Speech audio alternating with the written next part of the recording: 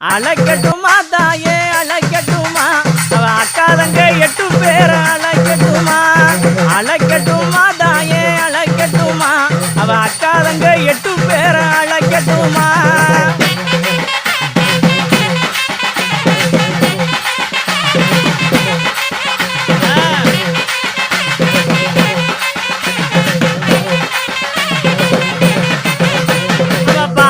பவளக்காரி அழைக்கட்டுமா